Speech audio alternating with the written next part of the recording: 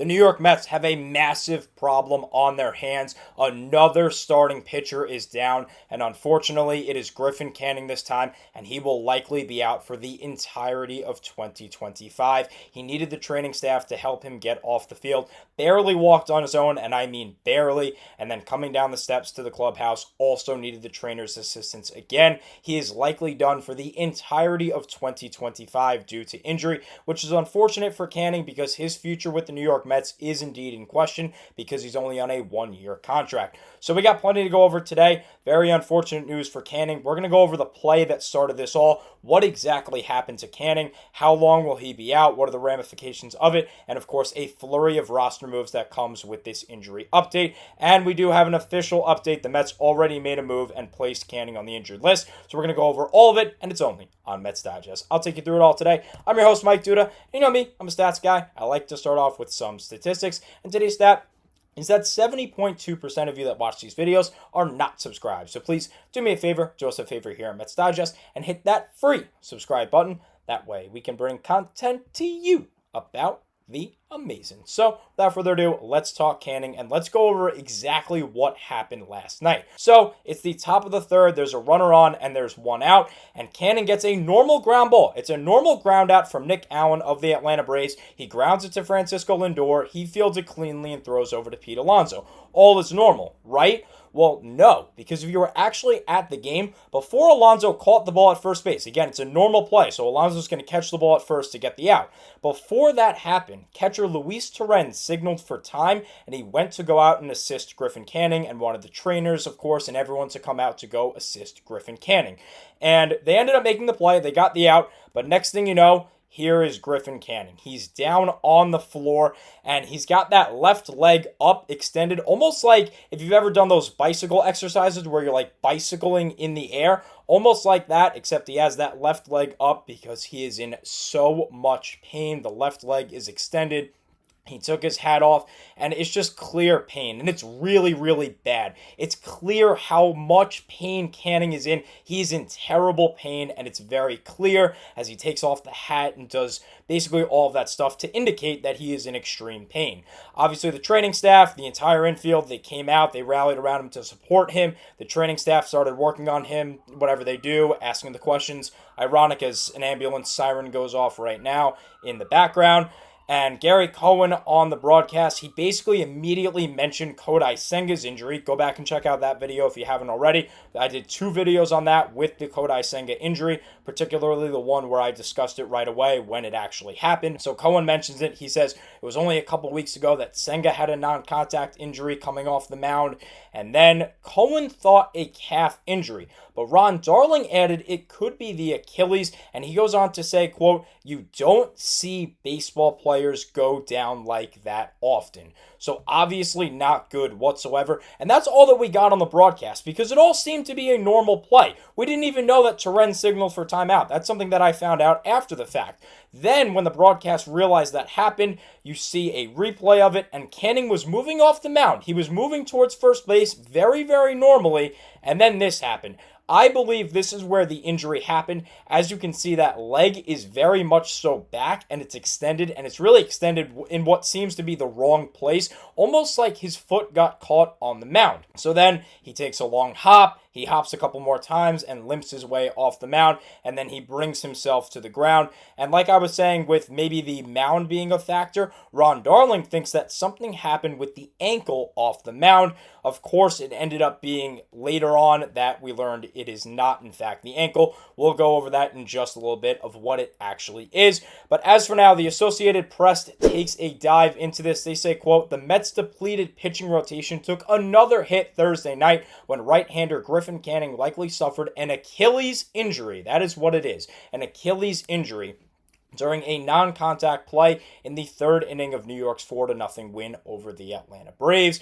Mendy thought it was Achilles right away. In the postgame, he said, quote, "He's getting an MRI. We're waiting for the result, but it looks like an Achilles injury." So very, very unfortunate. But the original diagnosis was actually not Achilles. It was indeed that ankle. The Associated Press said, quote, "The Mets initially said Canning suffered a left ankle injury when he was hurt while breaking toward the left side of the infield on Nick Allen's one-out grounder to shortstop." Obviously, that's not the case. Mendy goes on to say that this isn't good. This isn't good in any way, shape, or form. He says, quote, I was watching the play, and before you know it, I see him on the ground. Not a good feeling there. Obviously, not a good feeling for Canning. I mean, he was in so much pain. Now, AP actually takes you to the moments after the play, as they say, quote, Canning covered his face with his hands as he was tended to by trainers. Obviously, he's in immense pain. He takes his hat off, and he just wants to be there on the ground and try and get that pain alleviated in any way, shape, or form. Mendoza and Mets infielders gathered around the pitcher as the Braves' Ronald Acuna Jr., the on-deck hitter, watched from a few steps behind. After a couple of minutes, Canning limped off the field with his arms draped around athletic trainers. Now, this quote is really perfect. It really paints the picture. You can see exactly what happened to Griffin Canning based on this quote. So a good job by the AP to really paint that picture with words, powerful words there.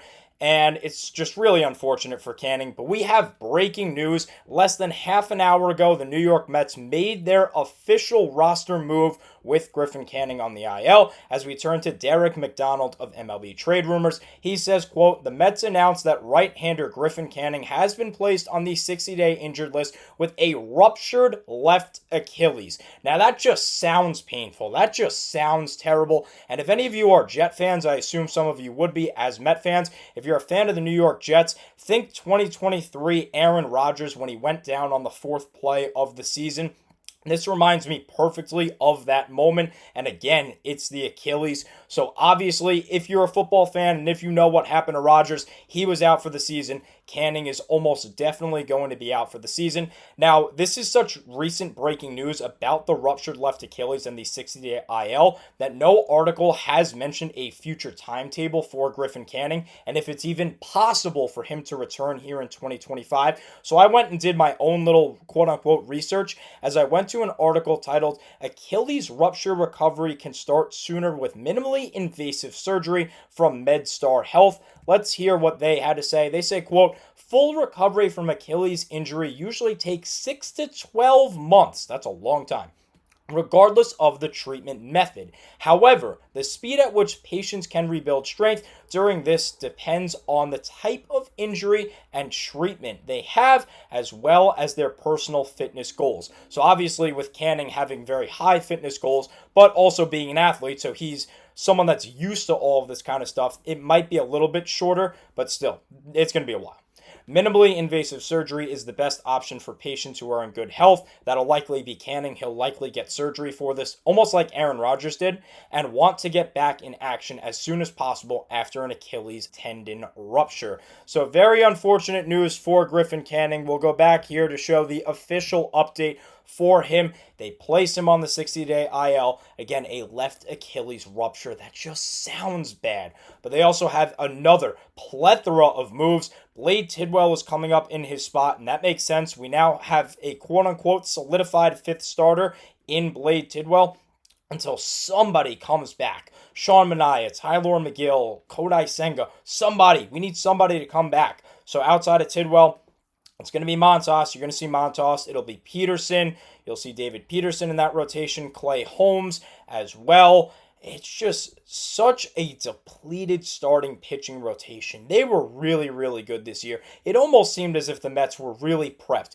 They were 7, 8, arguably 9 starters deep, and here they are again having to call up Blade Tidwell as their 5th starter, and just really, really unfortunate news, especially here with Griffin Canning. Unfortunately, the Mets had to option Austin Warren after his great night last night. He went 2 1/3 right after Canning got injured. Scoreless, looked incredible, but they did indeed have to option him because he pitched so much. And with all these injuries to the pitching staff, you can't keep excess guys on the roster. So as great as Warren was, they had to indeed send him down. Richard Lovelady seems to be back as they sent him to Syracuse after he was DFA'd a few days ago. Jared Young was optioned. That's because Mark Vientos has now been activated off the 10-day IL. We brought back Jose Azocar on a minor league contract, and Colin Poche is the pitcher that they selected with Austin Warren going down. So basically think Canning is on the 60-day IL. Because of that, Tidwell comes in, and because Warren is now in AAA,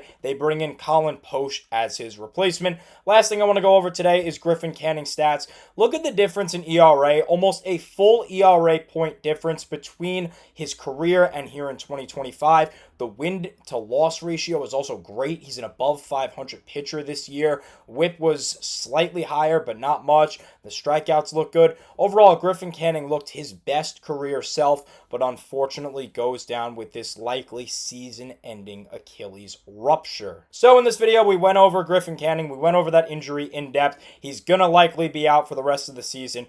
Very, very unfortunate for Griffin Canning. Mets also make a plethora of moves. We went over all of those, but please do me a favor, go in the comment section down below, send some hope for Griffin Canning, and send some love for Canning down in the comment section below. Let me know what you think. Are we finally going to ever have a season where maybe we have a couple of starting pitchers who are healthy? Who knows at this point? Mets start a critical series tonight against the Pittsburgh Pirates. It's a 3-game set. Let's go ahead and take 2 out of 3, maybe sweep them. And best for Griffin Canning, send some love down in the comments. Unfortunately, that's all the time I have for you in today's video. Thank you so much for watching as always, and let's go Mets.